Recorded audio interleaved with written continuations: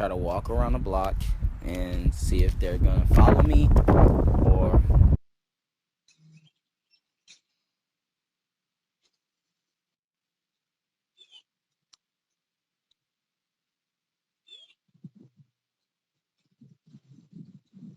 All right, you ready?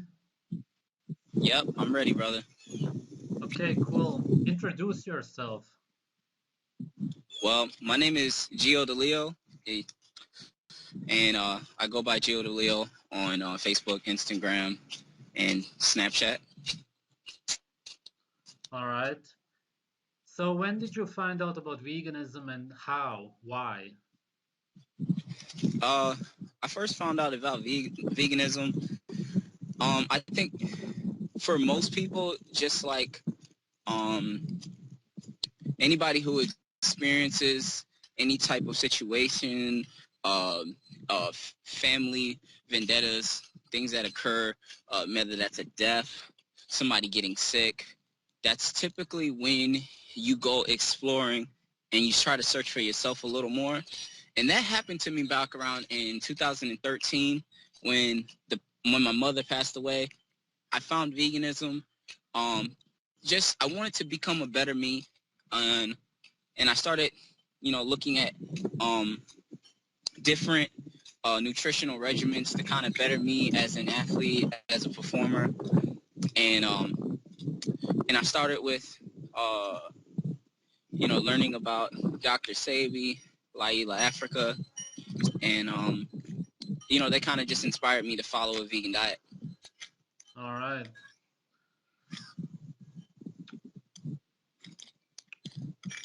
So how long were you vegan? I was vegan for about 5.5, somewhere between 5.5 to 6 years. Oh, wow. Huh. Yeah, pretty much through my 20s. Yeah. 26. So all my 20s were pretty much, maybe 2021 were all vegan. I just recently let go of veganism. Right. Talk about your first year. How did you feel? My first year as a vegan, of course, I felt really good. It's always a good thing to get rid of all the crappy foods from your diet. It's always good to get rid of fast food and processed carbohydrates, the candy, the soda pops, and these foods. So I felt good because I removed them from my diet. So, yeah, I felt really good. Yeah. And then did anything change later on? Yeah, it it it became difficult to recover as an athlete, but um as a vegan, I just thought that it would be best if I just, stayed strong in the diet and what I believed in, um, and try to just figure out a different regimen. So what I found was myself constantly changing my regimen, and then even having a lot of cheat meals on the weekends, to kind of, I was pretty strict at the time, eating, grains, nuts, fruits and vegetables. But then on the weekend, I would go ahead and have me go to a vegan restaurant and probably have me some potato fries and some type of vegan hamburger, soy burger. So yeah, I was constantly trying to make up for the deficiencies, but at the time I didn't see them as deficiencies. I just thought that I needed to stay disciplined. That's what they're teaching. Vegans teach that. They teach that you need to stick to the protocol, stick to the regimen, have some discipline, and for crying out loud, have some self-respect. I mean, you're going to go kill an animal, you're going to contribute to the suffering of animals, and so you can be a blood-sucking zombie because that's how they come off. And you don't want to be that weirdo that's sucking blood when you're a vegan, but that's what your body is craving. I would say after the first year, I began to have dreams about meat. Okay. Now, keep in mind, I went 5.5 years, but after the first year, I was having dreams about meat and blood and steak. And it's not till you finally learn about the body and what works in the body and how it works, and then hear other people's stories about like now I'm just finally 5 years in. It's like, let me listen to other ex-vegans. But at the 2-year mark or at the 1.5 year mark, I had these dreams and my body was telling me what to eat. And then at the time, you will look into your vegan Bible, which is other vegans, your vegan disciples, and say, hey, what do I do? And they say, nah, you got to mono-meal it, brother. That's what you got to do. And I'm like, holy shit, food combining is amazing. You can't mix fruits and vegetables and meat. I knew I was doing something wrong, so you become the problem. I thought that I was the problem. Right. And so that's how I constantly kept looking at it. So yeah, I mean, that's really been my experience from I would say from year 1 to 2 was the dreams. Yeah. Years 3 to 4, I was really trying to push for my times as a competitive runner, because I mean, I run under 5-minute miles and I'm shooting for, 4:15 times in my mile, and I just couldn't do it. I'm running hard, and I can just really speed past that because 3 and 4 was just a matter of me trying to run and be a competitive runner. And then I found myself where I am today, which was 4 to 5. Years 4 and 5, I finally started doing some more research. So it's not until I educated myself and looked at all aspects, all sources, instead of being having tunnel vision and only seeing a vegan diet, a plant-based diet, as the healthiest diet for man. And so what I began to do is I looked at other ex-vegans. I looked at Biology 101. I looked at just different sources of a better understanding of human beings and how we've been eating for centuries. And then I learned that the healthiest diet for human beings would have to be meat from animals, because animals have a unique way of concentrating minerals, vitamins and minerals, that humans cannot otherwise do. And it seems to me that the circle of life is a part of that. So we can't really eat the grass, but the animals that can eat the grass can synthesize it for us, and then we can essentially rob the bank because they get all the nutrients from it, and then we get the nutrients from them. Exactly. So what was it that made you stop?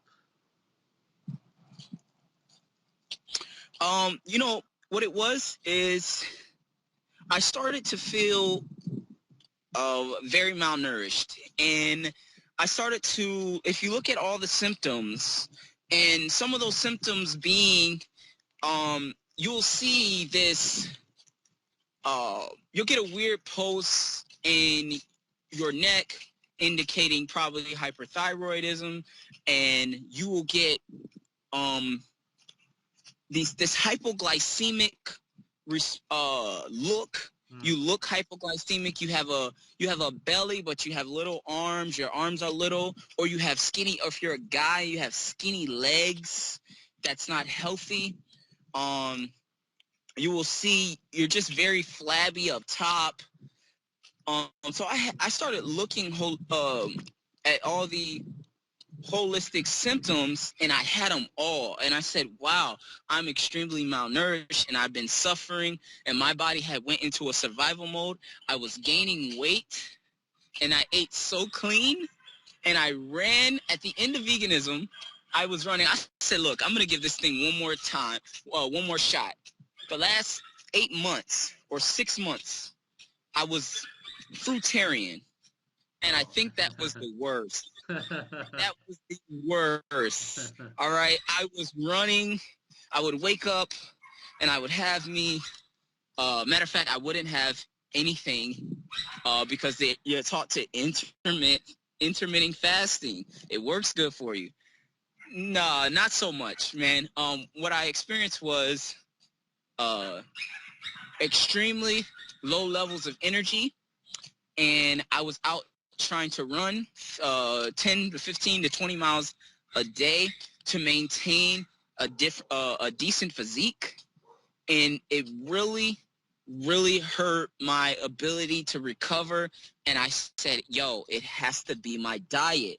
It has to be, because I'm doing everything right. I'm sitting in, absent magnesium sulfate baths. I'm resting. I'm kicking my feet up.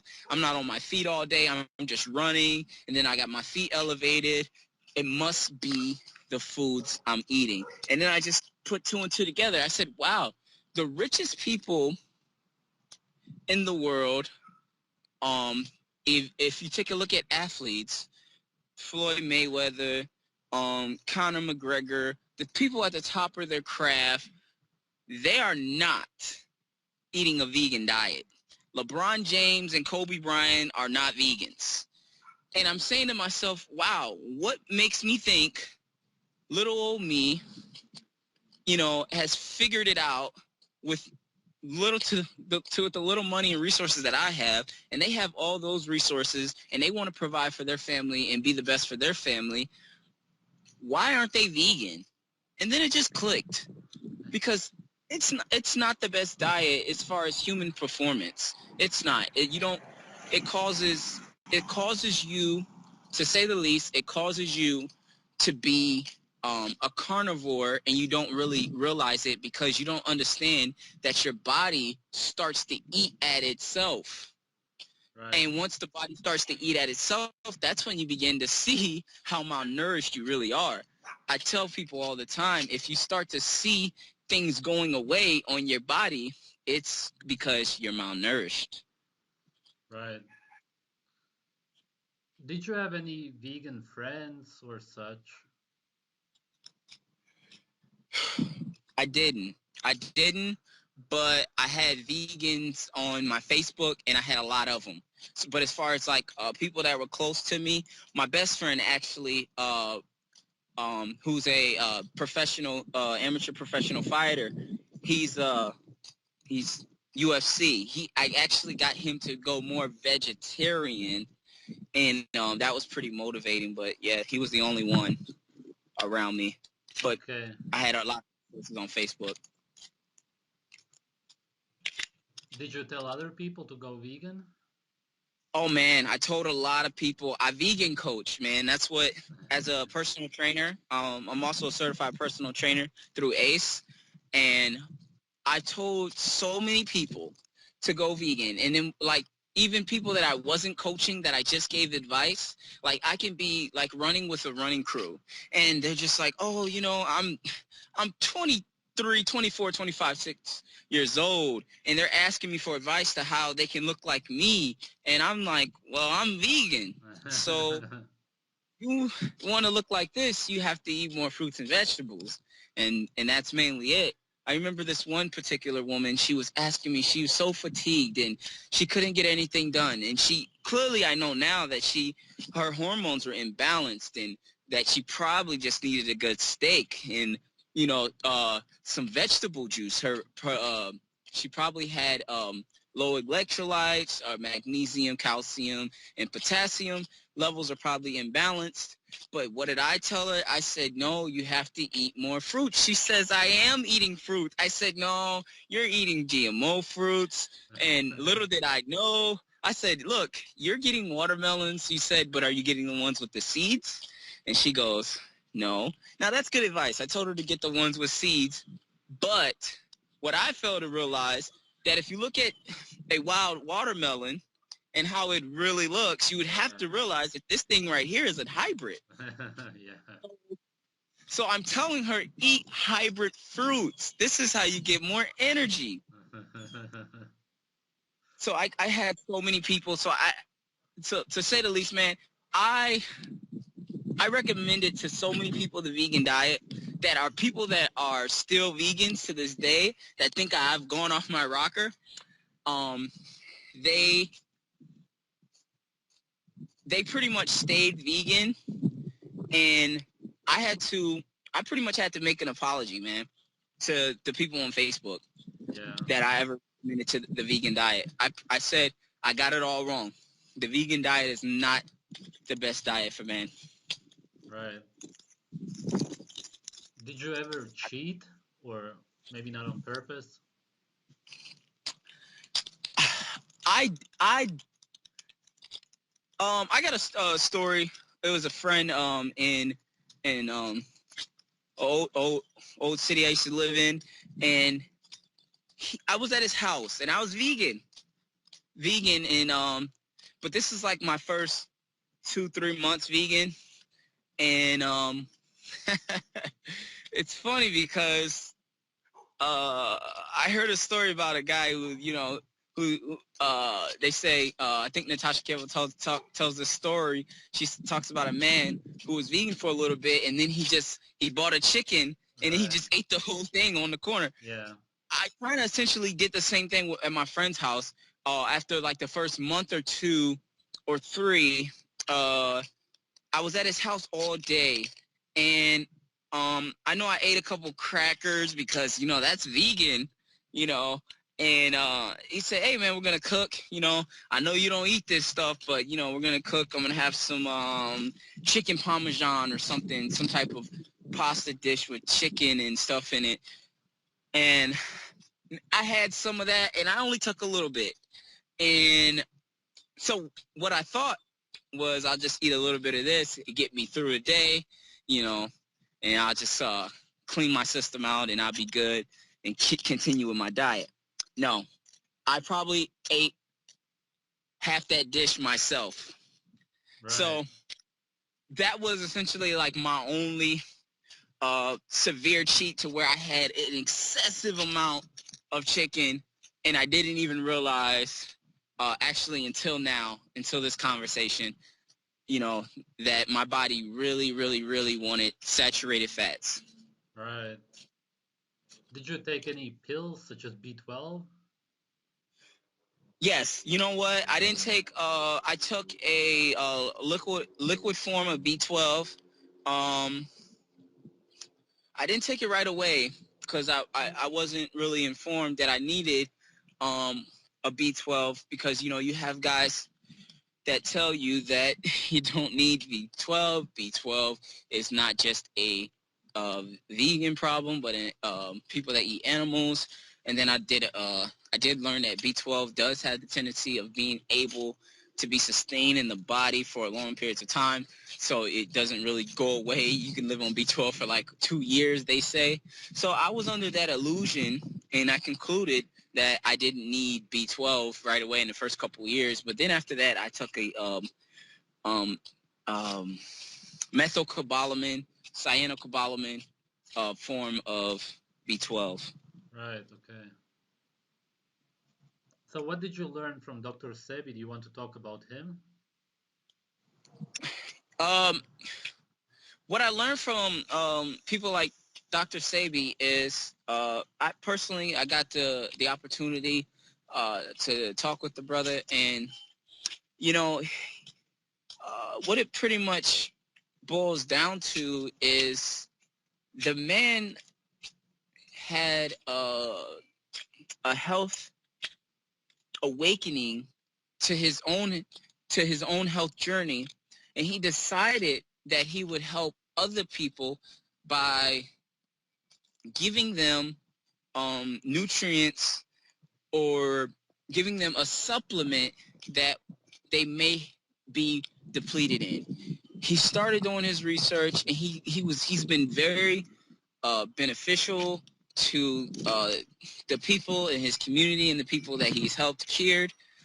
But anybody, I realize, and I think everybody should come to the realization that you heal yourself and your body heals itself. You just have to understand how to feed the cells. And I think there's plenty of people. I think if people that followed Dr. Sebi, and they also followed, Agenus, Vonderplanets, and they also follow the ketogenic protocol from anybody who teaches the ketogenic protocol, could have been healed from these particular malnourishments, because people that are doing the ketogenic protocol, they understand that there's certain deficiencies that you're going to have based on the environment and environmental pollutions and things like that. So it'd behoove you to get more potassium in your diet, which people are lacking. They don't get enough of. So what Dr. Sebi would do is he would give these people, he will give them bladder wax. He will give them plant-based minerals that will help clean out the toxins, because they had poor diets when they could have just eliminated the toxins, and then the body would have cleansed itself naturally. Right. But people need a replacement for this, and so instead of, I'm not going to go to McDonald's. Instead, I'm just going to take this Dr. Sebi Green Food Plus. And I want to be very clear. I'm not dissing Dr. Sebi, but I'm just saying that if we educate ourselves more, we will find the answer within ourselves. Okay, yeah. Anything else you want to add? Yeah, my experience as a vegan is been the absolute worst thing I've ever experienced in my life. The things that change when you are a vegan, you've become not just alienated and losing friends and thinking that you are now better. You adopt this type of thinking that you are better. It's a type of thinking that's equivalent to people that believe that they're going to go to heaven, and so they condemn everybody else and think that they're going to go to hell. You get so high on your high horse. So that I was infected by that. Let me walk this way.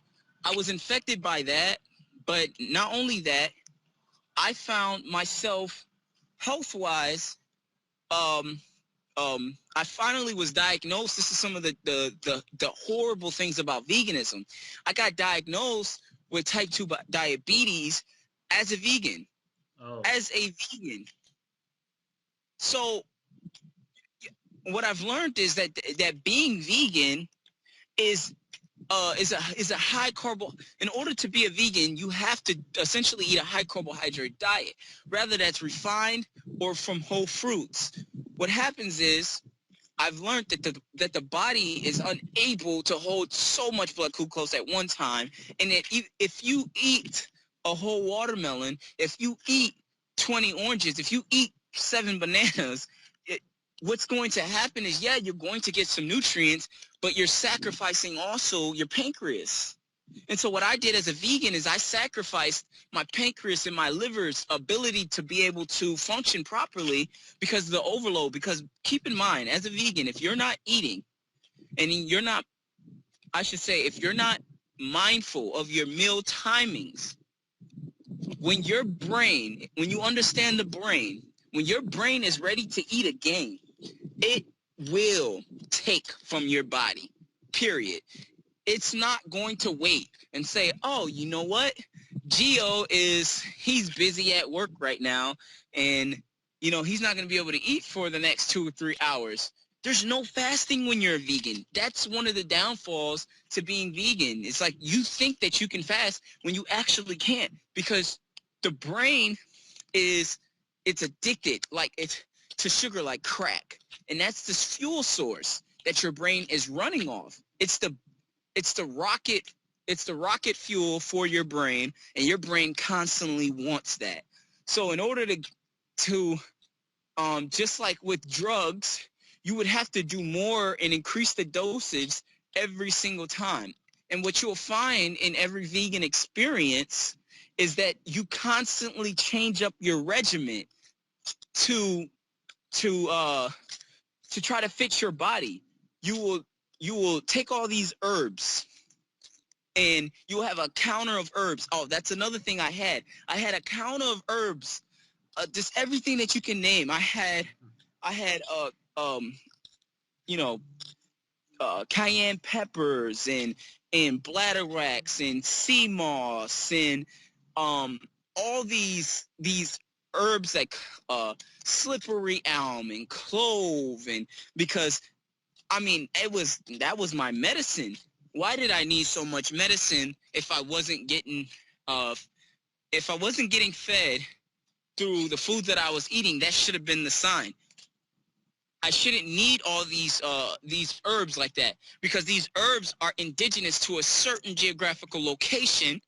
So nobody in primal times was getting shipped UPS herbs. Mm-hmm. So you can't tell me that that's the best way for humans to live. Now, granted, I will say that that these herbs do have the tendency of manipulating a like if you're used to eating ice cream before you go to bed, and you switch it up and you drink an herbal tea, right?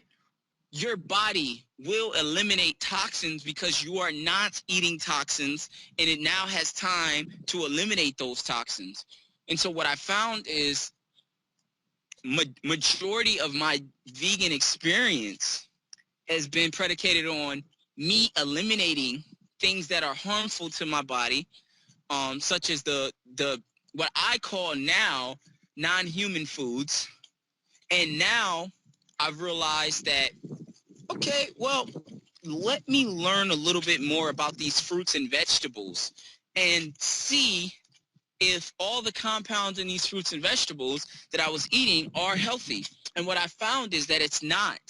I found that there are bioactive compounds in vegetables, also in fruit, that are extremely, of course, we already know, to keep it basic about fruit, it's the sugar, all right? And no, I just want to repeat, know that the fucking fiber in fruit does not slow down how quickly it gets to the blood. It has very little effect. The important part is what is it balanced with? If you eat a lot of fruit and you eat no animal flesh at all, then your body, your brain has the ability to want to latch on to those to the glucose molecules which it is breaking down to, and it wants to get it as quickly as possible.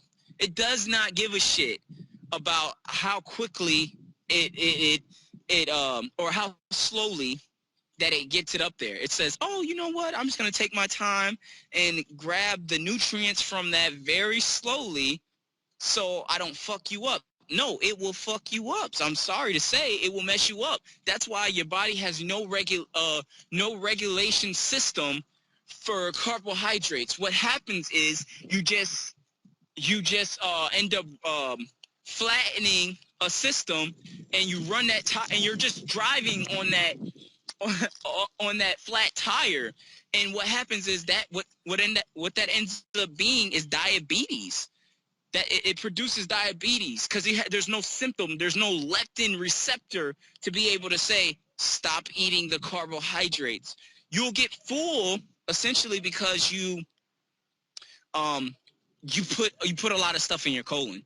All right, you put a lot of stuff in your mouth, and those systems don't. You can't just keep eating. You're not a cow. So eventually you know, your body says, okay, dude, slow it down.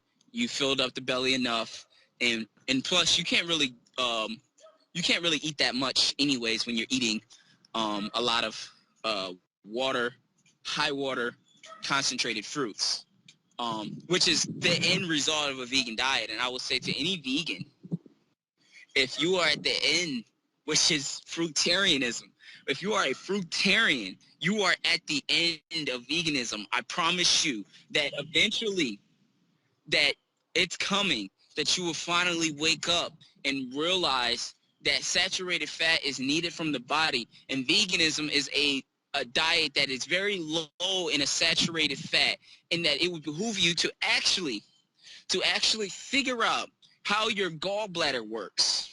Once you understand how your gallbladder works, then you will finally understand that you need the gallbladder, unless you're under the illusion that the gallbladder is an organ that is not really needed. And that's what Western education and medicine, as they teach you that the gallbladder is just an extra system. But if you believe that, then hey, you know, you can pretty chuck up your health as a loss, because you really don't understand biology, don't understand how your systems function. And then when you understand your gallbladder, then you will understand that your liver actually sends that substance called bile, you know, that's coming from the liver. So there's a whole process in how your body metabolizes proteins from animals. This is the best foods for human beings, because not only have we been eating it for generations and for whole humanity since the beginning of times, if there ever was a beginning, whatever you believe, but we've been eating this diet as far as your recent years, thousands of years. It is important that you figure out what we've been eating, and what you'll find is that we ate a little bit of meat and a little bit of grains. So you can either do two things. You can either conclude that based on certain studies that grains are the cause of bad health, or you can say that meat is.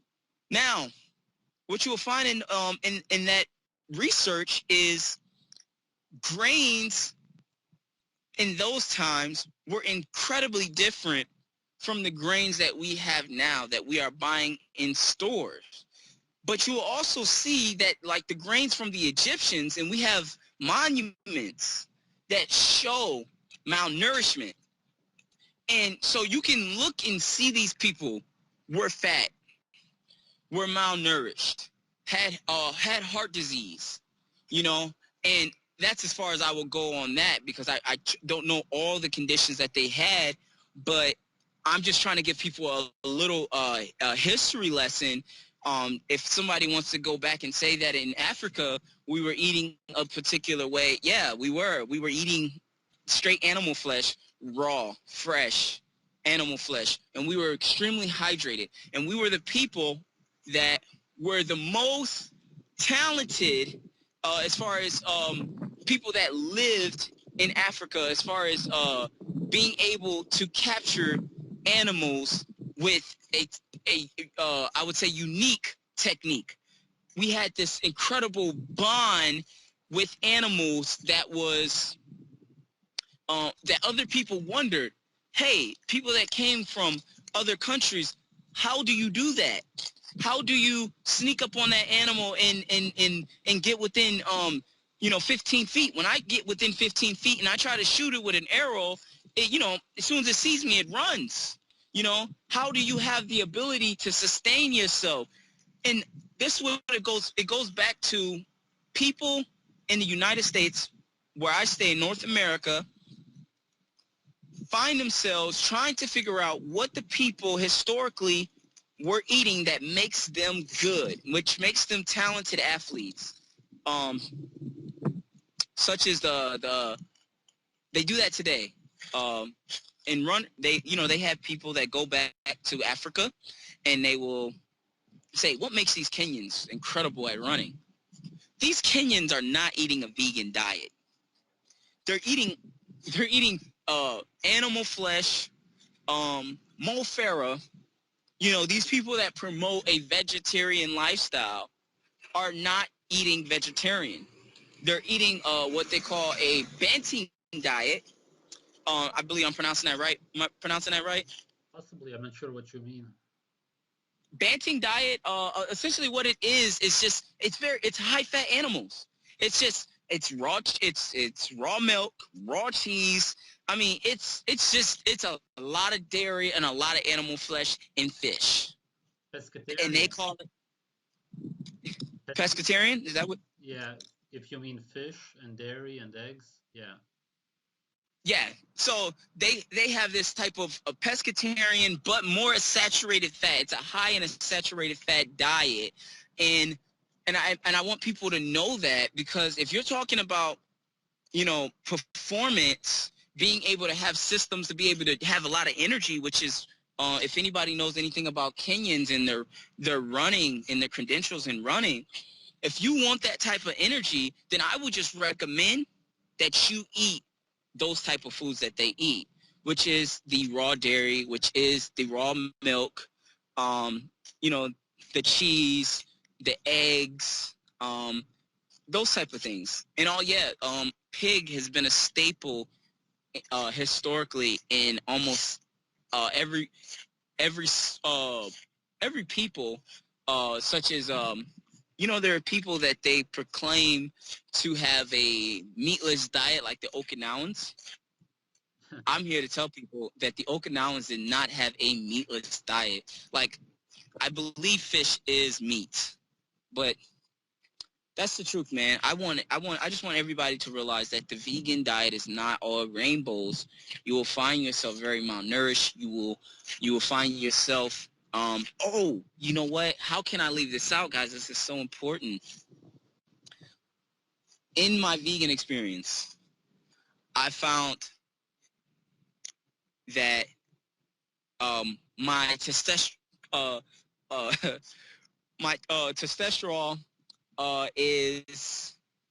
was going down. So my testosterone was depleting as I was getting more vegan, as I got more strict vegan. Notice when you are crossing over into into vegan, you're probably at your healthiest, which is why I love the video that you have showing the vegans before they decided to be vegan for so many years. So you're going to find yourself being more healthy. But what you have to keep in mind, or at least what the vegan diet did for me, was my testosterone levels got low, really, really low. And I didn't really crave, my sexual appetite depreciated, I should say that.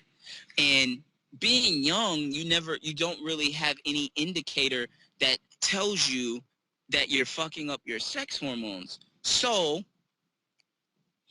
I didn't know. But what I found out is that I was with this chick, and you know, I noticed that if I have any type of alcohol or I smoked marijuana, that I became imbalanced quickly, very quickly. Now I'm already imbalanced on this vegan diet, but I didn't know at the time. But I become way off balance by, you know, ingesting these chemicals. And what I learned is by not being vegan is that I had problems with erectile dysfunction being a vegan. Now, somebody's going to say, well, I don't have those problems as a vegan now, but I want you to focus on something very, very important, which is you have to really get feedback from the women that you are having relationships with, because if you don't challenge yourself or by asking those women, you know, then you'll never know, because men, we think that we're the best at sex. So we don't never say, you know, our shit is bad. So But what I found is my experiences got better, and some of the women that I was intimate with would say, hey, since you've been eating the meat, you have been great. And then I'm thinking to myself, why didn't you just tell me this shit when I was vegan and say, hey, man, your sex sucks, you know? So that's one thing I want people to really understand is that you have no real measurement. You should probably go look at your estrogen levels, your testosterone levels, and see if they're dipping and see if estrogen is increasing. I'm pretty sure that that's the case, that estrogen is going to go up and that testosterone is going to go down. And if that is not the case, you will find yourselves getting a vegan diet is full of toxins. And what you're going to do as a vegan is you're going to say, okay, you know, I'm not going to not go out with my friends. I'm still going to go out with my friends. I'm going to go out to these buffets and I'm just going to eat some salad. Okay, so now you're eating non-organic salad that has glyphosate, that has fossil fuels, that just has animal shit and manure all in it. And not only that, but it's mixed with chemicals. So there you go. There's your vegan diet right there. It's incredibly insane how vegans go they will talk about not eating animals, but then they will go to the local fast food joint and eat some McDonald's fries and say, these are potatoes. Those are not potatoes. Those are canola oil and margarine potatoes that have a lot of salt that is not even recognizable to nature. That salt cannot go into the ground and produce anything. It's not a mineral anymore. So now you have all that junk in your system. You have a Diet Coke in your system because you're watching your calories because you're a vegan, so you're more health conscious. And so you make horrible food choices. You go to vegan restaurants. You make vegan ice creams. You get you're going to have a lot of coconut ice cream and a whole bunch of other bullshit. Now, if you're going to do that, just don't even waste your time. You know, you either do the vegan diet and experience this malnourishment very quickly, but if you wait 5 years like Gio, you're going to end up with problems that can seriously hurt you, have effects on your sexual hormones, have an effect on your recovery, your brain. I think I've experienced I did experience. I'm sorry. I'm still new to my shame of being a vegan. But no, guys, I did experience a lot of brain fog. And I became borderline autistic. Wow. My face was very inflamed. All right. And I'm going to show, a matter of fact, I'll just send some images if that's okay. Yeah.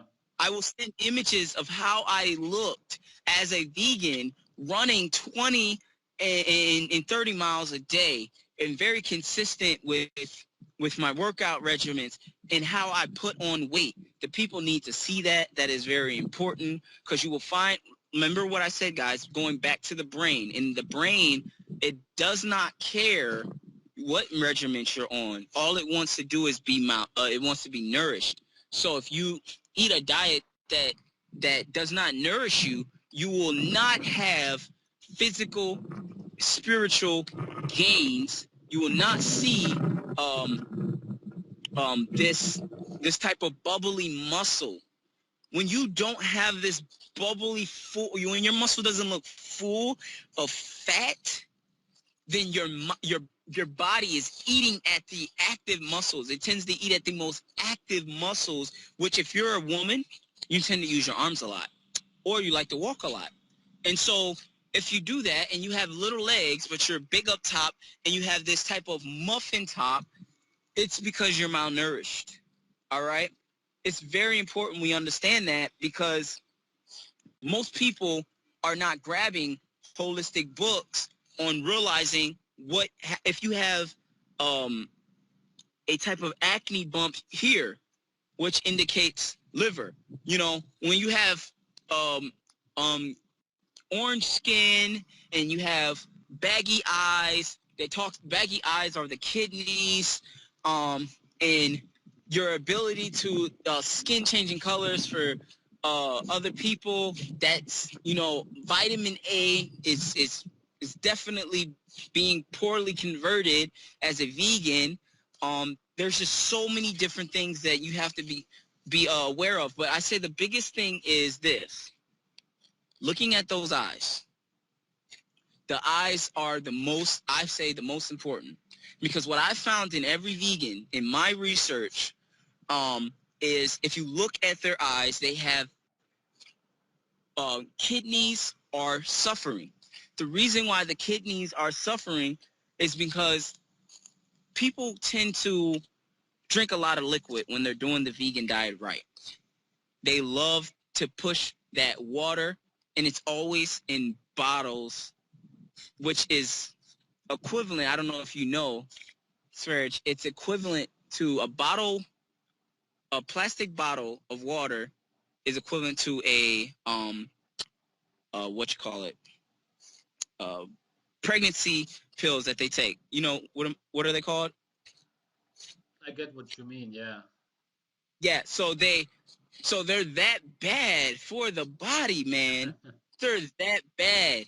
They mess up your hormones. So if you're vegan and you're drinking from plastic bottles of water, from the Crystal Glaciers plastic bottle of water, you are getting all type of BPA, GPA, and CPA. I made up the last two, but guys, there's a lot of things that we don't even know goes into those plastics that are killing you. But what about the ones that have BPA free? Those are trash too. But you get what you can wherever you're at. But all I'm saying is that we have to look into the water intake as well. In my experience, being vegan, like I said, as it relates to the kidneys, you will find your kidneys are like constantly trying to filter it so it can like hold on to nutrients, but you keep flushing the nutrients because you're a fruitarian, because you want to drink high amounts of water. So what happens is you end up just depleting all of the nutrients that you even put in your body. So now you have a problem. So if you're vegan and you see these black or sag bags under the eyes, you are malnourished. And my solution would be very simple. It's not complicated. It's no secret. It's be one with nature. Eat nature's food, which is animals. And get your sleep. Get back on your circadian time clock. And when you do that, you will find your health will get better. And I repeat, don't be fooled by the fruits and the vegetables that are being pushed on us. They are not the healthiest as far as pound for pound or ounce for ounce. That is a lot of delusion. They are alluding that broccoli has more protein than animal. This is crazy stuff. It is absolutely not true. It's crazy for you to think that broccoli is more beneficial than some grass-fed liver, beef liver, grass-fed chicken liver, animals that are eating their natural diet from organs. It's crazy. If you have I guarantee you this, and this is something that I would recommend someone try. If you eat a little bit of beef liver and you try a little bit of broccoli, let's see which one sustains life and which one causes malnourishment. Because I believe that if meat is healthy, you can be able to eat just meat. Right? And you should be able to sustain yourself. Yeah. Should try that. Or if broccoli was healthy, then eat just broccoli. And I guarantee you won't do that for 5 days. You won't. And if you're doing that for 5 days, I don't know what to say to you, man. That's ridiculous. But you will find yourself having problems and complications very quickly. And the benefits, I have to talk about the benefits. I'll close with the benefits. The benefits so far is finally eating animals. My sleep has been amazing. I could never sleep really, really good as a vegan. But my sleep has been amazing. My recovery, I went from sleeping, 6, 7, 8 hours and still feeling like crap to now I can sleep 5 hours and feel good. Feel really good, yo. And so I love that. And it's not going to happen right away. There's definitely some things that you have to learn. You can definitely check me out on my Facebook page, and I'll definitely teach more about that. But we're not going to just leave you guys out there, to the reasons why you should eat more animal flesh without educating you on why we do it. Because it's beneficial for cancers, because it's beneficial for all diseases. And I do mean all diseases. All diseases can be cured, but they're only cured through balancing of hormones. And hormones are essential by being fed nutrients like cholesterol. Cholesterol is an antioxidant. It is very beneficial. It is the best, probably the king of minerals. So you don't need a pill form of cayenne pepper as a vegan. Just eat you some animal flesh and you will get your zinc, your magnesium, your potassium. You will find all these minerals in a small amount of meat than you will find in a large amount of vegetables. And I don't know why you would want to, if you look at the studies on calorie restriction. Now, I'm not a big fan. Let me just throw it out there. I'm not a big fan of any studies, all right? But I take them into consideration, all right? Because these studies have an agenda, all right? If I can show you studies on meat being good funded by the meat industry, but I can also show you studies funded by vegans and vegetarians about meat being bad. So there's really no fight there. We can show both sides, but what I want you to be concerned with is calorie restriction. In this particular study shows that the more you jam in your body, the quicker you cause problems in your body. That's done by number one being carbohydrates. So the quicker you shove carbohydrates in your body, your systems become stiff, all right? And you get this type of jitteriness, and vegans like that jitteriness with their high ass. I'm sorry, I gotta say it. They like it because they say they're so high, and it's like, no, you're literally addicted to the chemicals. You need to stop it. You like that tingly feeling, and that's like it's a diabetic symptom. That's all that is. It's a diabetic symptom, and it's just like you want to keep feeling that way. You're gonna develop this type of shakiness, and really that's a sign that you need to eat meat, to say the least. But anyways, in this study, it shows that you should if you eat less calories, there's this type of longevity factor with eating less. They show it with animals, they show it with human beings, and I encourage anybody to look into these studies. But guess what?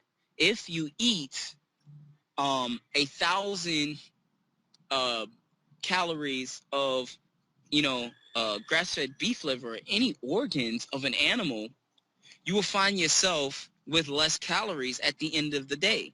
So if you're into calorie restriction, which I don't recommend, I think calorie restriction is not good. I think you should eat, and eat, because if you don't eat, your body will eat itself. Would you say that's correct, brother? Yeah. So I recommend eat, but the only way you're going to be able to sustain yourself on a regimen like that is by eating foods that satiate you. And the only foods that satiate you are foods that have a wide range of vitamins and minerals. All right, that in broccoli does not have a wide range of vitamins and minerals. It doesn't have selenium. It doesn't have. It has very small amounts of all the nutrients that someone can say that broccoli has. It has very small amounts to the point that really they're not effective at all. And it's like you had them at all. So essentially, what it is it's a fiber. And what you'll learn is that fiber is not needed. Potassium is, which is why you should eat the vegetables, cruciferous vegetables in particular, because they help with estrogen levels in the body. And vegans that don't eat a lot of these cruciferous vegetables are going to struggle more quickly. You know, and that's really it, man. I want people to just understand, bottom line is the vegan diet is the most malnourished diet that you can ever be on. Wait, I take that back. A fruitarian diet, which is an advanced form of vegan diet, according to vegans, is the worst type of diet you can be on because it shoves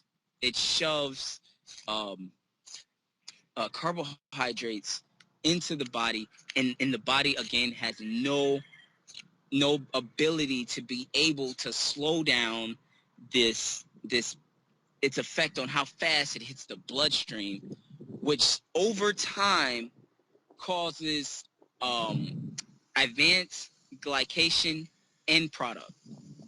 And you're familiar with that, right? Of course, yeah.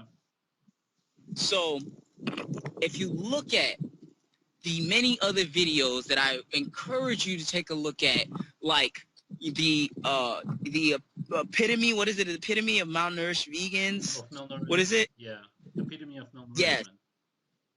Yes. It is a fruitarian diet and a vegan diet. I'm going to close with that, guys.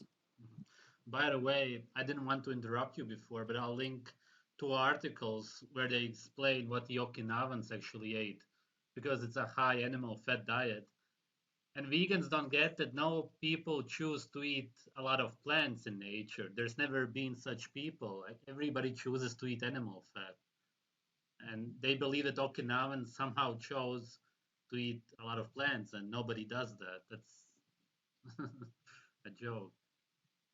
No one's gonna eat. No, bro. If you got a fucking goat at your disposal, which we know, produces milk, and even if you're religious and you don't kill the animal and you let it die and then you eat the animal, like, they're not gonna let that go to waste. We're talking about people that don't have grocery stores. We're living off the land. You honestly think that those people are just trying to go over to trees and wait for avocados to grow? Yeah. No, bro. They're going to eat what is what we know is a diet full of animal products. And the only reason why we have these problems with animals today and being able to digest things like milk, and this is, in my opinion, and based off of people I've worked with and the research that I've done, it seems to be environmental pollutions that are affecting our body systems. And when our systems are stressed, who would have thought that shit won't work? Anybody will know that when your body is stressed, it shuts off your digestive system, your immune system, your respiratory system, and your expiratory system. So with those things not being able to function optimally, and you're stressed at a meal or you're eating on the go, what happens is it has an effect on systems like your gallbladder, your stomach acid, and now you have low stomach acid. So now when you eat meat, you're like, I can't digest the meat. I knew the meat was bad. And it's just like, no, it's not the meat. Like, stop it. Like, I want you to get your stomach acid levels up and then come talk to me. You know what I'm saying? Tell me how you feel once you have cleansed that liver, once you have cleansed that gallbladder. Is your stool floating? You know what I'm saying? Like, Do you see the excess bacteria? Do you see it? Are you having a normal bowel movement? And if you're not, I know so many vegans that are constipated, that are friends of mine, that are that I know online, and they're always talking about how constipated they are. Yeah. And I'm like, it's because you're not getting the nutrients that help contract the colon. If you got the nutrients that you needed, and I was also, I'm just going to say that I was also one that experienced this constipation, but I experienced it before a vegan diet through eating the high carbohydrates, refined sugars, candy, and stuff like that from a standard American diet. And then I went vegan. It cleaned up a lot. But then I experienced it again. So, and what happens is you stay stuck there and you start to have this normal bowel movement, which you're crediting to the vegan diet. But the normal bowel movement is just coming from your body, figuring out a way to deal with your bullshit. And it's saying, okay, obviously I can't keep this in. I'm going to have to push it out. But what it does do is it gives you a sign. It gives you a sign. And that's how the bowel movement looks. If it's an improper bowel movement, and that it will be the sign indicating that you are malnourished.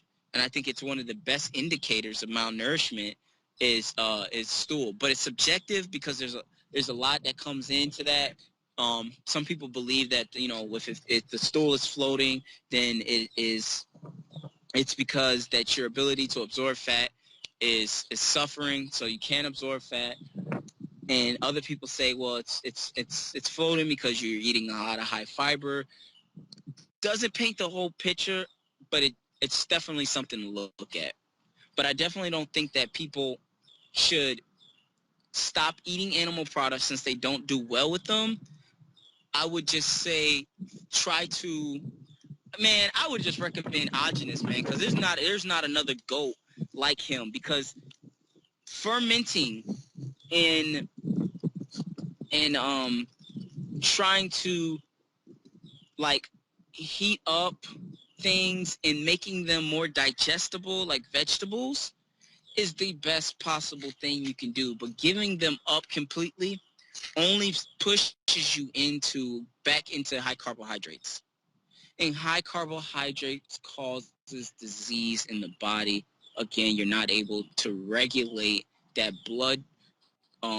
You have a 40, 50 gram carbohydrate meal and you're having 3-4 meals a day. You got 200 grams of carbohydrates from quinoa and its crappy profiles. People, what's wrong with my quinoa? It's quinoa, man. There's nothing good with it, man. It's a fucking grain that has it has protein, man. Yeah, it has protein according to who. See, something in nature, it will indicate to you whether it has the right ratio in complete, what we now call complete proteins, which quinoa, by the way, isn't a complete protein. They label it as a complete protein, which is false.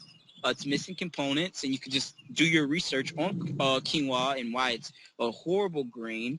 And remember what I said. Historically, you will find that we were eating grains and meat, but grains were relatively new.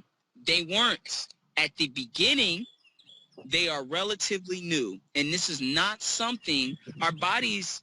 Everything that I'm saying has to do with adaptations and gene polymorphisms, and you will find your genes are able to deal with your bullshit for a long time. So if you want to be vegan for 5 years like I was, you will find that your body is going to compensate. But it's like, okay, you want to be vegan for 5 years? I'm going to take from your eye cells, your foot cells, your brain cells. I'm going to, your hair is going to fall out. I'm going to cause some type of issue to get you to realize it is your body. It's like the microbes and bacteria and everything that's living in you is saying, we don't like that. We don't like that. Please feed yourself properly. And so this has to do with like everything in your body in nature being in symbiosis with your biology. So these microbes and these parasites that we're calling them, good bacteria and bad bacteria that consumes us, are beneficial. The HDL and the LDL, beneficial. You know, there's nothing bad. Your body only has intelligent responses that is very necessary when it's at a state of trauma. When you get scared, they say the fight or flight response is signaled. Why? Because what happens is it gives you the ability to run away from that prey. And you can, in the modern times, you'll get that same response by driving and almost getting into a car accident, by being in a bad relationship, by being at work and being stressed. Of course, your systems are not going to be able to digest something that requires energy. You cannot be unhealthy and eat regular, not regular, I'm sorry. You cannot be, see, that's the trickery. I was going to say in drink regular milk, but the trick, that's a trick though, because it's pasteurized. So it's like, you're doomed anyway. You're gonna get the pasture milk and you're gonna have a problem with it because they've taken out the enzymes. So now you have to go on this journey to try to find raw milk, which I encourage somebody to do that and try the raw milk. And if you don't do good with the raw milk, combine the raw milk with something. Figure out what works. It's very different for everybody. You will find that you're able to adapt by having some milk and some meat with it. You can do better with cheese if you eat your cheese with some cruciferous vegetables. But you still need those things, because what I learned in my new experiences as being a natural being, one that's one with nature, is once I realized, oh man, my gallbladder is having some difficulties, so I'm gonna eat now. And this is what vegans do, and this is really what they do, man. They tend to eat things that metabolize in the mouth, so they don't have a hard time down here in digestion. But those systems have to be paid. They are like human beings. They don't want to do work for free. So essentially, you're not even giving the systems what it needs, and you're saying work for free. And eventually it says, I'm not a slave, I'm going to rebel. Right. So the best advice would be, don't eat things that metabolize in the mouth and are easier to break down through these systems, because all those things are just high carbohydrate foods. That's it. A sucker is not hard because it breaks down in the mouth. If you leave a sucker, a candy in your mouth, it will dissolve in your mouth. Meat, not so much. You can chew it a lot. Then the small particles end up going down into the esophagus, hitting the stomach acid, to which it further breaks down. But who would have thought, if you don't have the low pH in the stomach from 1 to 3, your ability to metabolize animal proteins and animal fats are going to suffer. And you don't cure it by eating more carbs, because then the carbs affect the pancreas, which affect the thyroid, which stresses the body. And you don't know stress, because some people don't think they're stressed. That's why I try to paint a picture of what stress looks like. If you stump your toe, if you hit your elbow, if you trip and almost fall, if you're embarrassed about a situation, there's so many things that indicate stress to your body that are, in ancient times, we wouldn't give a damn. If we fell, we just fell. Like, we wouldn't care about whose shoes. If you're embarrassed, if your kid's embarrassed because they don't have the good quality tennis shoes, then now their systems are suffering as a result. But these are new age problems. Would you agree with me on that, brother? Sure. So if you have no way of indicating that you are stressing and you think that you're having this peaceful life, such as, you know, I hate to say the name, and you can cut this out of the video if you like, but Vegan Gains is a clear example of malnourishment. The man has problems with the brain because he needs to just go eat some dairy. It's very simple. You can't say that the vegan diet is the best diet for human beings and then have all these health problems and then go get a butt injection from B12 and then have all the symptoms that indicate that you're not getting enough vitamin D. And well, vitamin D is from the sun, and you can get that by going outside, and you can even get it through mushrooms, and a bunch of baloney. It's a bunch of baloney because you have to understand your body does not want you to have a supplement. It's just that simple. It wants you to eat what it's always had. You are your mother and father. What did they eat? You are your mother's parents as well. So you are your grandparents. What did they eat? Were they vegan, vegetarian? You know, and then what health problems did they have? Majority of us grew up on a standard American diet. All right, and the standard American diet will make you sick. You get rid of all the toxins, you get rid of the problems. You get rid of the grains, you get rid of the problems.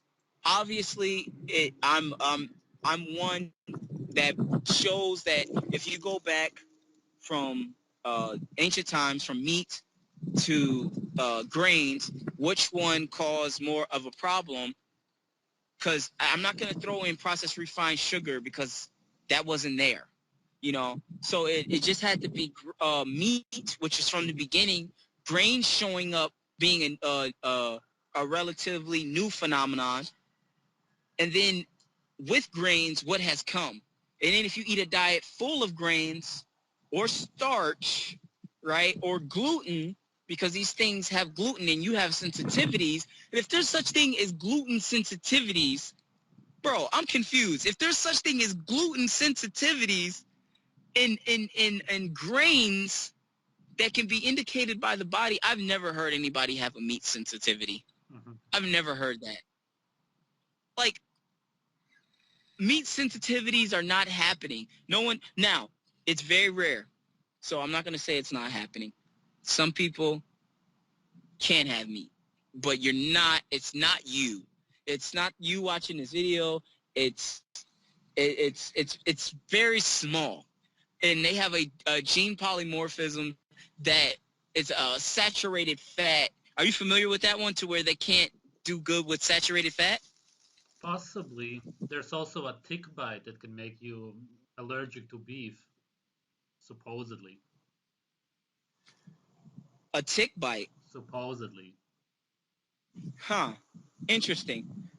That's something to think about, but it's not happening. It's not happening. And the reason why I think that it's definitely possible that you can have this gene and then you can have that tick bite as well, that affects beef. But here's the problem that I want people to recognize. Man, I hate to say it like this, but you're fucked anyway. If you cannot eat saturated fat from animals, you're fucked. You're fucked because if you have this gene polymorphism, it is equivalent to this gene polymorphism that is within mice or rats or whatever that have that yellow fur. I don't remember the name, but you guys can look this up. And what happens is this diet that they were eating that developed that makes them more prone to cancer, diabetes, and all these type of metabolic disarrangements, they came out the womb affected. So now eating those type of processed foods, which is what you're going to do if you have this gene polymorphism that makes you so you can't eat saturated fats. So what do? You eat high carbohydrates. But guess what? High carbohydrates affect your pancreas. So you're doomed from the start. You're better. So now your life expectancy was damaged at the mitochondria and at the gut flora in your mother. So now it would behoove you to try to change through epigenetics by trying to figure out how to process these meats. And I'm going to tell you, man, I've never seen a more better protocol than Agenus vonderplanets being able to adopt this fermented meat to help digestion. And I don't think that, and no, it's not that I don't think. They are not using this regimen in hospitals. They are not using this to cure cancer. But based on the sincere studies of Agenus, we've concluded that if you eat foods that are fermented, your body's, it knows exactly what to do. It does not, it almost goes through the system like it was meant. Am I right about that, bro? Right. Instead of taking this harder digestive process, it's almost like saying, man, I've been waiting for that, you know. And I would just start off and encourage anyone to start off the same way I'm going to start off, which is with raw eggs. You know, hydrate on some raw eggs, cool down on the water a little bit, because the system, one thing I need people to understand is the system, when you're sick, it doesn't do good with water. I've noticed that from experience. I noticed, and I've been doing some studies on myself based on my water before meals, and I noticed when I don't have water that my body and my stomach acid levels are optimal. It has the ability to break down my foods without any problems at all, any gas or any bloating. When you drink water, you know, you're working out and you have a bottle of water, because they say drink 8 glasses of water a day to stay hydrated, and then you go eat, because that's what people do. They go work out, they go to the gym, they kill that bottle of water because they feel like they did a good workout, and then they go home, and within 15, 20, 30 minutes or even an hour, they're eating. When they already had raised the pH from 3 to 5, and now their stomach acid is not low enough, you know, at a pH to be able to digest meat. So I guess I'm pretty much saying, like, it boils down to this. You're the problem. Meat is not the problem. And if you want to help yourself, you know, the best possible diet is not veganism. And this is coming from an ex-vegan. For 5-6 years, I was doing that vegan diet. And I finally realized, I've come to my senses that if you want to be nourished and you want to live long and you want to be strong, you want to be vibrant, and you have any disease, then you want to consider a more of a ketogenic protocol and figure out the benefits of a ketogenic protocol. But I want people to focus more on saturated fats, mono and polysaturated fats that are in animals in its raw state. I encourage everybody to study that and not be so domesticated that you can't even look into it. As a vegan, as an ex-vegan, if I can do it, I think what happens is, if you can't even fathom the thought of even studying something, I think the worst disease is being closed-minded. That's the worst possible disease that you can have, is being closed-minded to the point where you don't even consider, you know, the possibility of healing in raw meat. And what you'll find in your research through seeing Dr. Agenus vonderplanets on the doctors, one thing that I want people to listen to very carefully, he challenged doctors on chemistry and having a laboratory experiment, closed experiment case done on people that eat raw meats versus people that eat the way that they recommend. They did not accept that challenge. They just tried to make him look like a quack. but they did not refute him in that statement. And keep in mind he had his own case studies that he funded, and that he was really sincerely trying to get out to people so they can see, and you will find that Autism was a very sincere man who really was he was gifted in the sense of being able to the male person. Yeah, but he was gifted in being able to really have the brains to be able to go into these scientific experiments and try to indicate from all aspects and all spectrums, trying to figure out why is it that if we put this pig in this secluded space indoors and we trap it and we keep it clean and we wash it, why is it that it's not healthy as the pig that is out eating the grass in nature? Is it because of the sunlight? And in our medicine, in Western medicine and Western train of thought, period, what they tend to do is be very aggressive in making a decision before they've looked at all aspects. They would just say, oh, you know what? It's because the pig is bad. What? So you didn't even take into consideration that the pig was not out in nature? You're not even going to take that into consideration. That the pig was not eating its natural diet? No, well, we fed the pig its natural diet.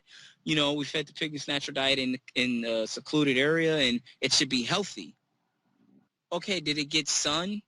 Do you realize that oxygen, there's people that believe in being breatharians because that you actually do get something that we are not aware of through just breathing air, being outside.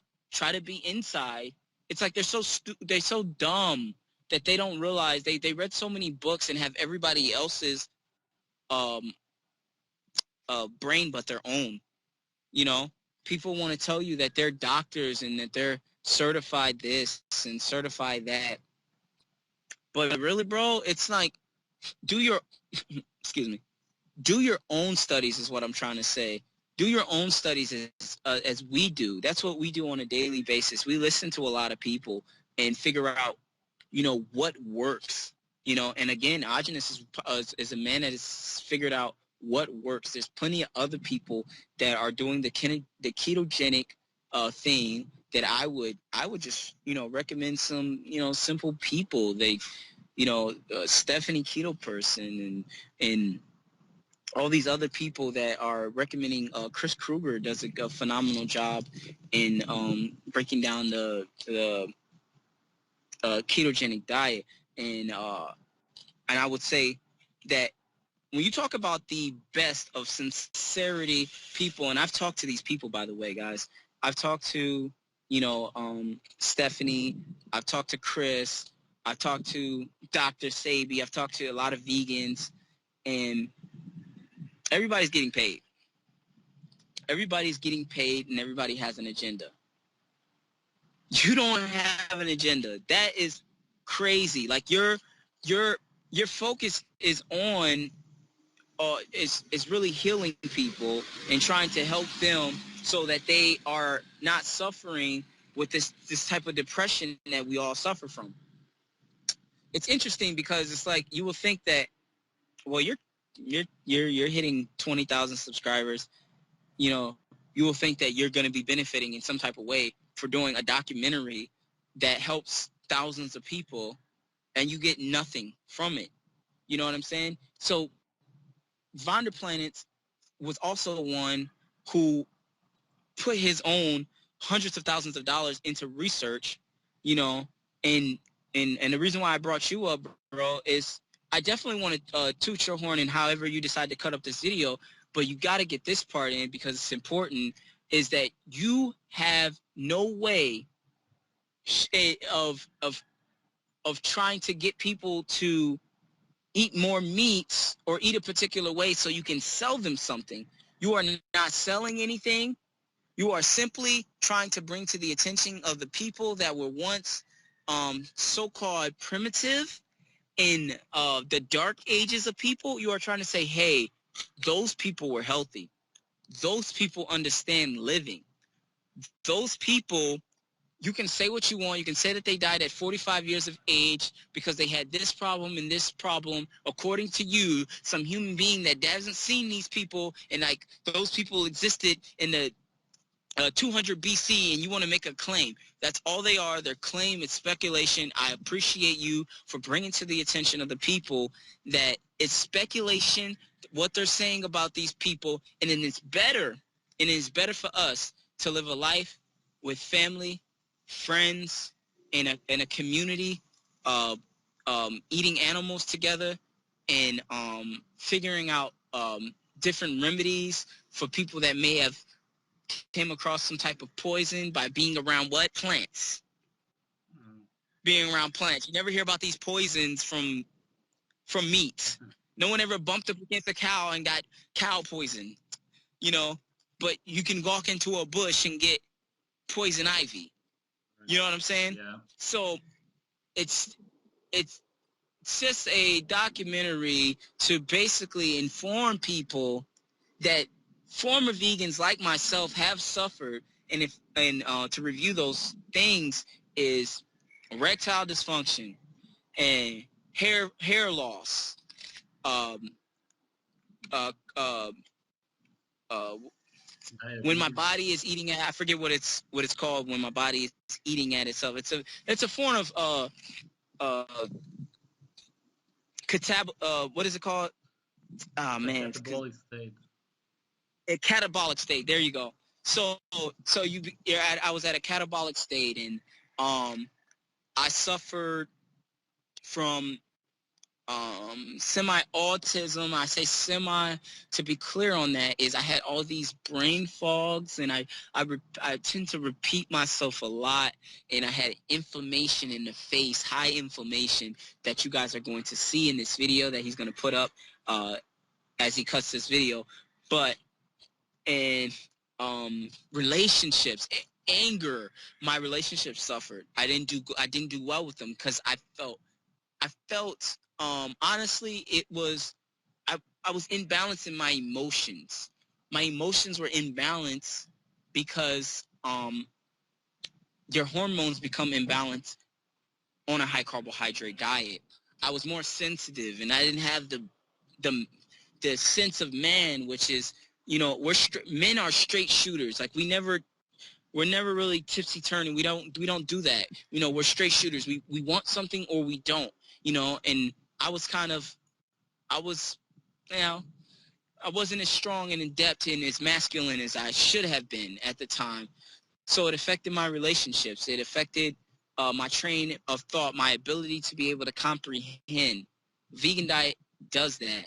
It affects the biggest thing that it harm that a vegan diet has caused is fungus. I have, as I'm looking right now at my toenails, I have built up so much fungus in my toes, in my toenails, that it's ridiculous. And I'm going to also send those pictures as well, brother. I'll put this out there because if people don't see, and it's gotten better, by the way. I will say that it's gotten better because I eat a nourished diet now. My diet it's all beef liver, it's all organs from animals, and it's maybe chicken once a week, but it's definitely not lean animals. It's high fat animals, and I've tried some fermented cheese and stuff like that.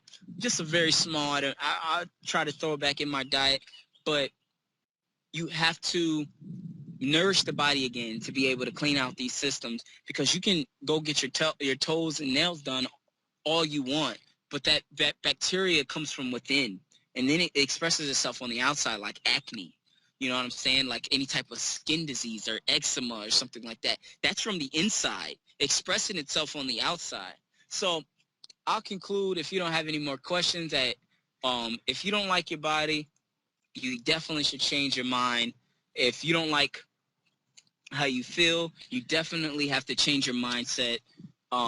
If you don't like how your life is like right now and you're on a vegan diet, I definitely encourage you to look at as many videos or information opposite to what you've normally learned. And this right here is really going to be the awakening process for most people once you realize that there's other informations on both sides of the table. Yeah, this was interesting, man. Yeah, man. Bro. I don't want people to experience this, bro.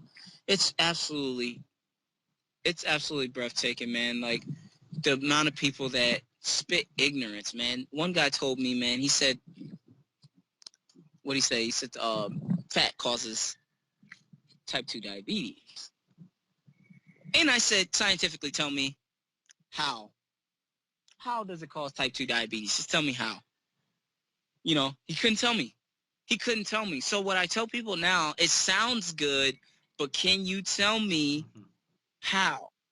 So at face value, it sounds good. The biggest thing I want people to realize, and I did a video on this on my Facebook page, is I said, anytime a vegan is talking about raising frequency, he's just trying to give you some religion, or she's just trying to give you some type of religion to hold on to. It's like they're trying to give you heaven again. They're trying to sell it to you in another form. Don't be fooled. Don't be fooled by that crap. Because everybody's religion, they have the promised land. And people say that in veganism, they're now saying this. They say, if you don't upgrade your body by eating fruits and vegetables, in the next life, you're going to have a problem. What? This is fearmonger, man. It's crazy. They're trying to, like, shame people into eating this way. Like, why must we shame people? There's an agenda. And I tell people this, they need to know this. What do slave owners want, or people that are bosses? If I was a boss, what would be the best diet to keep people docile and weak? It would have to be grains, and everything that is a vegan diet. It would have to be grains, vegetables, and fruits. Because I know I can keep them living, but they won't be strong, and that they will be so imbalanced that I can just whip them back into shape. They might say it's them because that's what the vegan diet does. It makes you say, maybe it's me. Maybe it's just I'm not disciplined, so I want to eat these poor foods. No, you're just malnourished. You should probably eat that poor food, whatever it is. It's probably a Snickers bar or something, but guess what it has in it? It has milk. It has milk. So your body is not craving the Snicker bars. It wants animal fat. That's what it wants. It's not craving the Reese's, any type of candy that you want.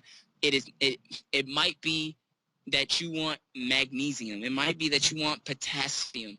And once you get these things from animals, you no longer have those same cravings. You no longer eat a damn Snicker bars. And by the way, if any vegans are trying to sustain themselves by just eating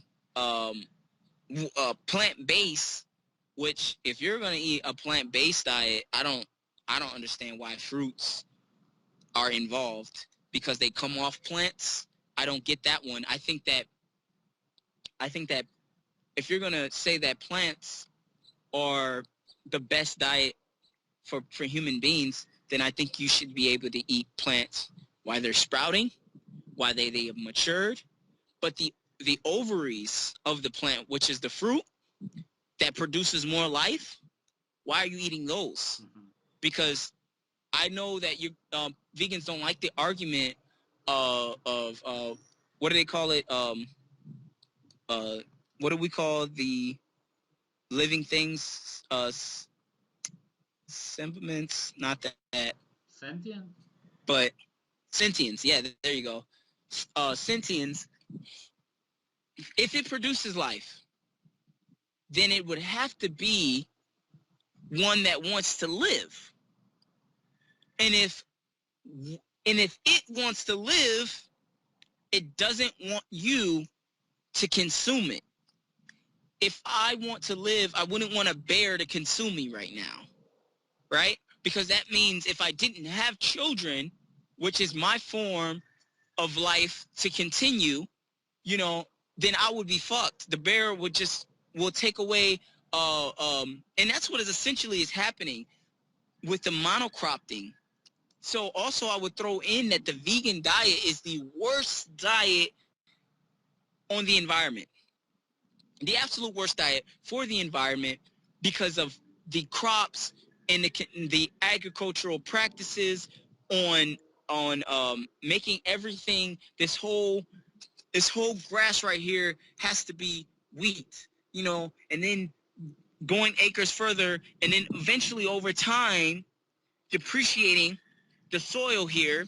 And the only way that you can put that back in is with animals. But if you don't have that, and if you don't have that natural flow of nature, then you'll have to use chemicals, which you will find in America and across the world. They are using chemicals to feed those plants. And so how natural is that? It's not very natural at all.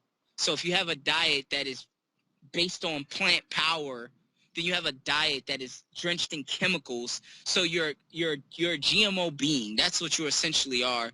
You're a genetically modified being. You're addicted to serve your master. You're a slave to society. You believe in these new constructs. You believe in this new trained age of thought because you're trained like a horse given some sugar to run around the track. You are tunnel vision in life because you only pick from options that are given from you, and you don't make your own decisions. So they say you can be a cop, a fireman, or a doctor. You can't be a superhero because a superhero doesn't get paid. And you have to get paid in this field that we set up right here. And if you're going to eat, you have to eat from this particular food group. We even have a pyramid. But now we know in these times that pyramids are schemes. That pyramids, I don't care who you are. I don't care. I would even refer to the so-called African people that created the pyramids. Bravo. That's a great thing. We have not duplicated that. But we have to begin to address these schemes, these pyramid schemes. And veganism is the biggest pyramid schemes. You think you can jump on Craigslist or any of these apps on the phones, or what is it, Bitcoin or whatever, and all these things that you see on Facebook and Instagram on how to flip your money? No, that's not the biggest scheme. The biggest scheme is the vegetarian lifestyle, because you will get so many benefits from cutting out things and being more spiritual and conducting yourself more positively, as you should, because you should respect yourself. But then you will find your health suffering very quickly, and I don't want to see people's health suffer. So just eat foods that your body understands. And there's not a food that we've been more adapted to unless someone can share another food, or maybe you can share another food that people's body has adapted to that is better than meat. Mm-hmm. By the way, what you said about diabetes, in Germany it's called Zucker, which means sugar, but people still don't get it. Zucker. Yeah. Does that say right? Yeah. It's sugar. Everybody knows that. No. Here, out here in the African American community. Look, trying to say African American. No, I'm gonna tell you. Look, I'm gonna be real, bro. In our homes, niggas know that diabetes is called sugar. It's the sugar. People be like, yeah, you know, grandma walk around and be like, yeah, baby, my sugar high. Yeah, I got the sugar. You know, people be like, oh, you got the sugar? People know. People, if you're talking like that, then you know, meaning you have too much sugar in the blood. get that shit out. And the body does not know how to regulate it when it's influx, when it's too much. It only knows how to deal with a certain amount. You're back. Yeah. Yeah. Sorry about that. No problem. Yeah, once you go over a certain amount, then your body crashes. It knows exactly what to do. You have 1 carbohydrate. Okay, insulin. 2 carbohydrates, 2 insulins, 3 insulins. And then once you go to about 6, 7, 8, 9, 10, all in one meal, and it's not dense with water, so you're like, you go and you eat a ton of vegetables. Your body still breaks that down into glucose, period. You know, you can't refute that. It's vegetables are not listed as saturated fats. They're not. They're listed as carbohydrates. That's what they boil down to in the bloodstream. So, but if you have water with it, like a cucumber, we know cucumbers are very, very high in water. So what that does, it definitely does dilute it, because that's very simple mathematics. If you have apple cider vinegar, a teaspoon of apple cider vinegar, and you put it in water, a 40-ounce cup of water, you're going to dilute it, as opposed to taking a spoon. You know, you dilute it.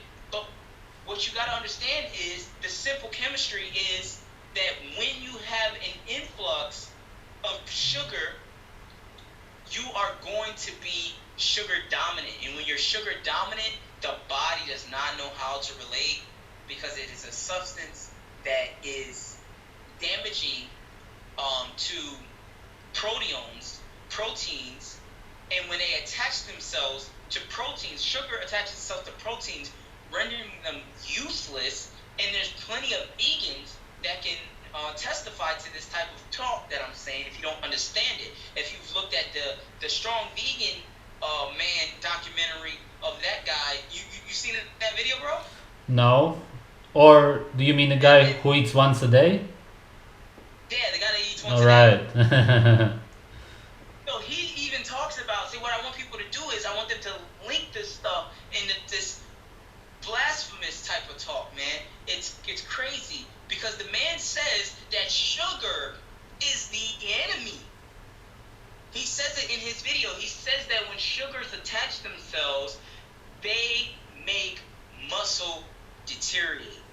It's really bad. And when you have muscle deterioration, you will find that the people with the most disease have less good muscle tissue, healthy muscle tissue. And I would even say that people that are on a standard American diet have better muscle tissue than vegans. Of course. That is a fact. Yeah. So when you go put them on the table, and you're looking at the healthy tissue on a vegan versus someone on a standard American diet, 10 times out of 10 you will find, not 9 times out of 10, 10 times out of 10, because you have some people are going to say, what about the vegan man, the 1 meal a day guy? First of all, I'm not, one guy fucking climbs Mount Kilimanjaro on a vegan diet, but then 100 million climb Mount Kilimanjaro on a non-vegan diet. Why the hell would you think I'm going to go vegan? Why wouldn't it just make sense to you that there's the million people, 100 millions of people that did it, that traveled through life non-vegan, you know, and then you want to be the fucking rare person to try to do it and put your body through all that suffering, you know, so you can just produce a ton of glucose in the blood. And if a ton of glucose in the bloodstream is not type 2 diabetes, then correct me if I'm wrong. If there's a regulator that prevents the cells from being able to get into the cells and not be in the bloodstream, let me know, because as far as I know, insulin is the one that drives it into the cells. Am I right about that, bro? More or less, yeah. So if insulin drives it into the cell, but insulin becomes resistance, because there's a such thing as insulin resistance, am I right? There's a such thing as insulin resistance. Right. Insulin becomes resistant when and how? when there is too much sugar in the blood. How do you get too much sugar in the blood? I don't know. A fruit smoothie? I don't know. Pounds of vegetables in one day? I don't know. Maybe 8 pounds of vegetables in one day or in one meal? Like, people that believe in plant power, not saying that plants are not beneficial, but understand that there are bioactive compounds that we have not concluded as a society on how it actually affects human beings. But we are now understanding that there are intolerances, histamine like effects, and allergenic like effects through vegetables that can harm you, because plants don't have teeth. They don't have the ability to get up and run. Plants have been here. If we have been here for, let's just say, I'm going to use the analogy, if we've been here for 24 hours, yeah, if the world, like, in a 24-hour circle, we have only been here, plants have been here forever, and we have only been here for 1 second. For 1 second. And plants have been here. Alright? So, understand that plants had to build up some type of defense, because plants came before us. You see, in order to produce something, there has to be something that comes before it. There has to be some type of thing to be fertilized. You can't just, women don't just have children, they have to be fertilized. So in order for things to come out of something, things must have been injected. You know, I used the word injected because what better analogy than a sexual analogy? So we are really just like the babies of, if you want to go into like cosmetology and understanding like the stars and the moon alignment, like we are just accumulation of all things that nature is, and the only way that we will survive is eating from nature. I don't know what better way to put it than, if you are, I believe we are the compounds, minerals, and vitamins that are in plants. We are the compounds and minerals that are in meats.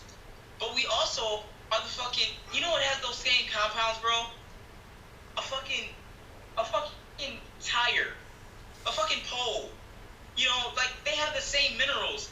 But if you eat a pole, you will have also some type of contaminants.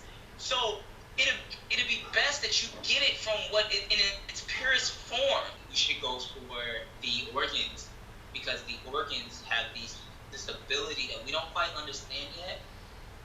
But from experimentation, you'll find that there's an easy digestion, and there's a healing and a connection to each particular organ. And you will find that you are more like the pig in the digestional way and the digestional tract way. You will find that you are more like the ape as far as, you know, the physical capabilities and having fingers, and so there's so many DNA. It's so much DNA that makes you closely related to them, and then there's also things that closely makes you related to a cow. So, and then there's, so not saying that we are the animals, but saying that we are an animal in ourselves. If we can have so many similarities to all these things, we would have to be an animal to be able to, like, animals and plants are totally different. Totally different. So, if you're more like the plant, which is what vegans tend to think, if you're more like the plant, then I would say you have the strength of a plant, which is pretty strong if you look at it in nature. But on face value, the plant does not have the same abilities like a human being or like an animal. So if you want to be a vegetable and not do anything, then eat plants. because you'll find yourself on your deathbed and then wishing that, and then hoping that someone threw you a steak in bed because you're so malnourished, and you only achieve this malnourishment by purposely trying to not eat meat. Your body is going to give you a signal. And when it gives you a signal, bro, you just gotta take it, man. I think that's the best thing to tell people, man. I think they need to know that once you have that dream about pizza, you know, it's not the pizza that it's important that I'm not saying, yo, go eat the pizza. If you want to eat the pizza, bro, go eat the pizza. All right, if that's where you want to start, but you really want to focus in on what pizza really is. You know, it's the cheese that I never hear anybody say, I want the bread on the pizza. It's the cheese. Where does the cheese come from? It comes from the cow. Go get you some raw milk, man. But if you want the pizza to start, don't let anybody shame you. Go get the pizza, and then as you're eating the pizza, research raw milk and how to get raw milk that is unpasteurized, and making sure that just because it stays non-pastured, I would recommend you getting it directly from the dairy farmer. Wouldn't you? Because you can get like stuff from stores that have those labels, like raw cashews. You know about raw cashews? They're not raw. Yeah. Like, you can't eat no raw cashew. Not gonna happen. So I would encourage anyone that has this type of thought in their brain after being vegan for 2 weeks, 3 weeks, save yourself. Save yourself while you still can, because if you continue to damage your body at an alarming rate by purposely trying to get meat out your diet, you are the problem, not the meat. You are the one that's telling your body that what it's been eating for a long time. And if you are spiritual people and believe in spirituality, then you believe that you've been here before. Then your body has an adaptation to eating a certain way. And we don't understand it all quite yet, but what we do understand is when you've been eating something a certain way, your body has the ability to adapt to it. And so then you just ask yourself, have we been eating Snickers bars? Look at the back of a Snickers and you see how long they've been in business. No, we haven't been eating Snickers bars. Look at the back of that grain product from wherever the hell we're getting it from and see how long they've been in business, you know? And then go into the historical origins of grains and figure out when did we start eating grains. Now, figure out when animals were here. Well, it seems like animals were here quite a long time. And way before processed refined sugars, way before a green banana, way before a yellow banana, and all these other foods. I believe that fruits have been here for quite a while. Would you agree with that? Sure. So, there's no argument there, man. Plants produce fruits but would you also agree that the fruits that we buy from the store are cultivated? Right. And that they do not, in no way, shape, or form, resemble foods from nature. Yeah. So when it doesn't even resemble something, when it doesn't resemble, it doesn't even have the same look. Like, they can't even make it look the same. That tells you how modified it really is. Because when something's affected on the outside, it's really affected on the inside, huh? Right. The chemicals that they use, the process. Well, it's not a huge process. It's just, it's a matter of gene pooling from the watermelon, and it's 22. Man, bro, it's a bunch of trash, bro. Because if you have to extract something from a plant, then it's a chemical induced process. It's no way, shape, form natural. You need a machine to do it, and in order to have in order to produce a seedless watermelon or even a seeded watermelon, to look and have so much flesh, because people think a seeded watermelon is good now in the health community. In order for it to have so much flesh and so less seeds now, because remember, this seeded watermelon's got like 80 seeds, man. But if you go look at a wild watermelon, holy shit, you might see like 80 seeds in like, one half of it. You know what I mean? It's not enough. It's not enough evidence that shows us that these seeded fruits that are not from nature is good for us. So it's not enough evidence that shows GMO fruits have any benefit. Cultivated fruits, if you don't understand what I mean by GMO, cultivated fruits by man have any benefit. And that's all fruits. That's strawberries, that's raspberries, that's blueberries.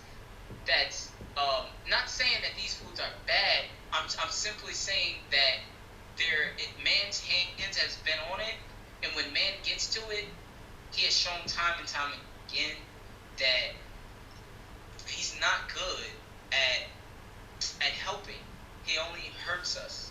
And the best mother, the best nurturer for us is nature. And eating from nature, and the only foods that nature produce is plants. And plants want to live.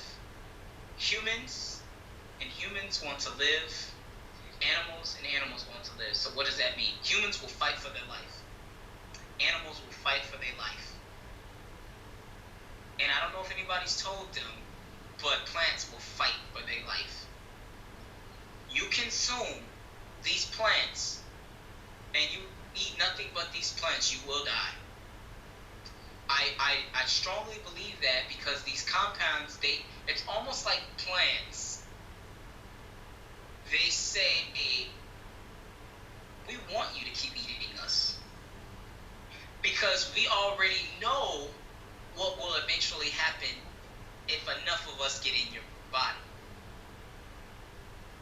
That's a scary thought, because if plants are predicated on trying to get one to consume, which they really don't want you to, because that's why they have these compounds. Plants don't want to be eaten. We know that now.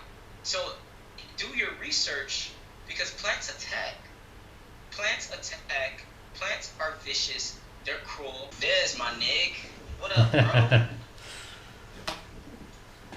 You can continue if you want about plants. So there's this illusion that people believe that plants have no ability to affect the body. And this is absolutely not true. Like I said before, plants are. If I wanted to throw out a word that shows, I have to plug up here too. If I had to throw out a word that breaks down plants, it's really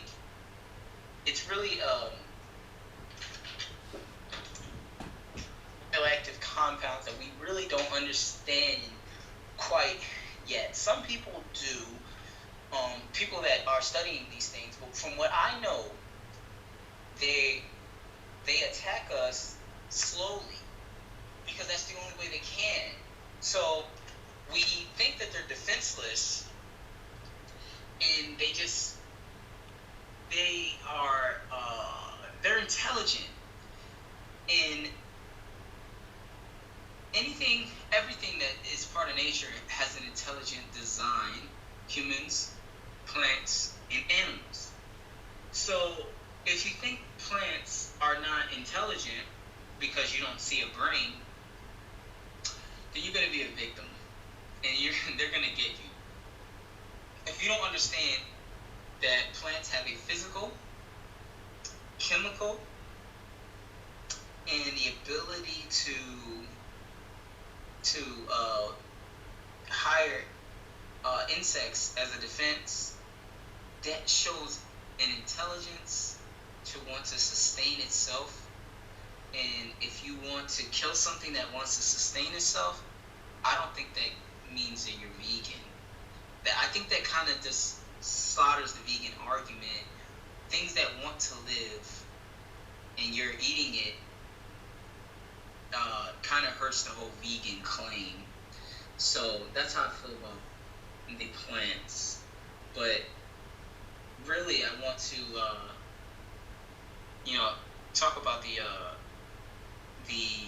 crossover on the vegan diet is so painful, because people just eat so horrible. They eat all these bad foods because they think that it's vegan. I did it too, I'll go to a friend's house and I would eat bread, crackers, whatever was vegan, whatever is the vegan option at your friend's house.